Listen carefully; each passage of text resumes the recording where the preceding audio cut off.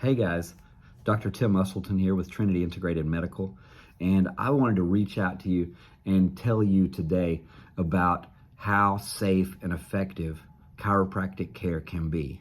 Chiropractic was first introduced on the scene back in 1895. It's been around longer than most all medications that you could look up and read about. 1895. And would you believe that the first chiropractic adjustment was given by a doctor named D.D. Palmer? His initials were D.D., stand for Daniel David, I believe, Palmer. In 1895, one of the men who had worked in his office building where he was doing all the research and all the studying and all of the dissection of anatomy and doing all these things in science, looking for ways to prove what he believed about the spine.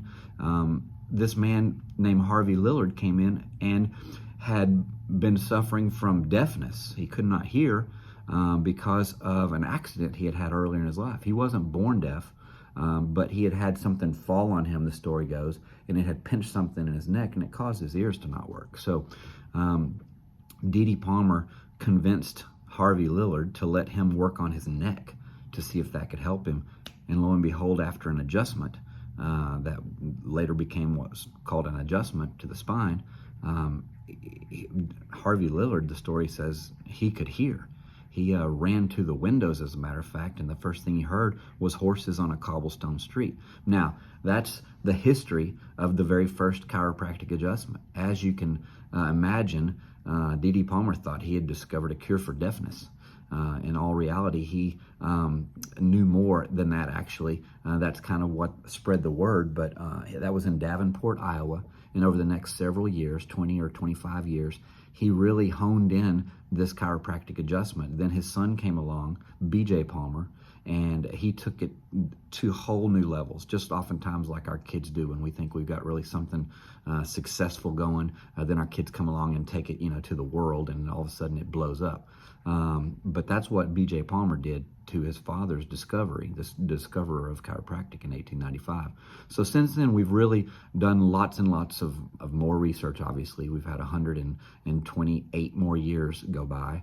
And what we've learned is that the chiropractic adjustment can be done in so many different ways. Like there are techniques involving very light pressure.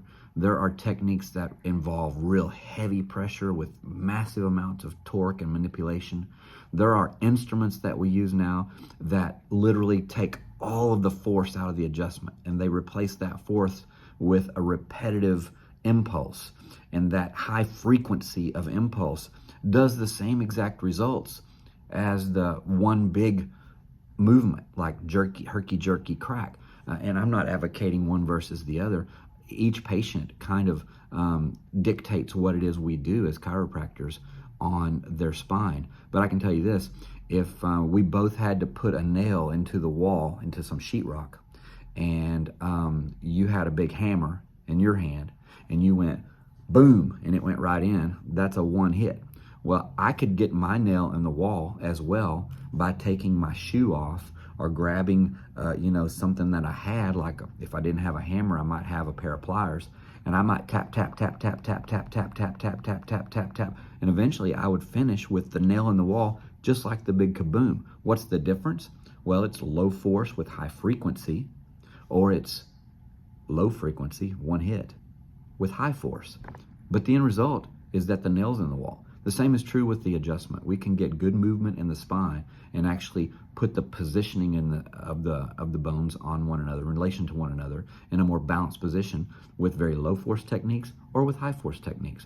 We also have special tables that we use as chiropractors that do what's called a drop mechanism. And that sudden starting and stopping of the drop and your body on that piece of equipment, it puts a little jolt in there, and each time it does it, it realigns and gets balance, especially like in the lower back. It's very, very popular to get adjusted on a drop table if you're having issues in your pelvis with misalignments or one leg slightly drawing up compared to the other. So I just wanted to go over, in chiropractic school, they teach about 10 techniques, I believe, and you get really good at about 3 or 4 of them. And then you get out of school and you learn that's about 100 techniques. And there's, a couple of dozen chiropractic schools across the country that teach all different techniques. So if you don't want to stick with one that you learned really good while you were in school, then you go to these extra curricular activity classes, you go to, advanced learning classes, you go to continuing education classes, and you learn different techniques, and some just fit your body style better than others. I know big, burly chiropractors that do this one certain move that a little 145-pound chiropractor, male or female, would not be able to do because they don't have the strength, but they make up for that strength with a lot of speed. And so the fast lower force, again, is as good or better than the slower heavy force adjustments. So that's a little chiropractic 101. That's a little information about the chiropractic adjustment. Been around since 1895, not going anywhere. Most authorities, even in medicine, agree that the #1 treatment for lower back pain is chiropractic care. Not opioids, not drugs, not visits to the hospital or ER. Also, I learned this in my studies. The #1 reason why someone would ever go to the hospital is being born. Got you on that one. The second reason is low back pain. And you know what? In the ER, they take an x-ray, they rule out that you're going to die, and they rule out that anything's broken, and then they tell you to follow up with your own doctor, and they might give you some medicine. And they hope that that medicine will not cause you to be drowsy or have any crazy side effects or not become addicting, and that you have time then to go somewhere and get treatment. Well, we are skip the middleman, that ER, and come straight to the source of the best relief for back pain that you can find without drugs, without surgery, and we can help you out. So I hope that answered your question about the chiropractic adjustment, and I hope you enjoy these videos. There's more to watch. So again, signing off, Dr. Tim with TrinityIntegratedMedical.com. Thanks so much.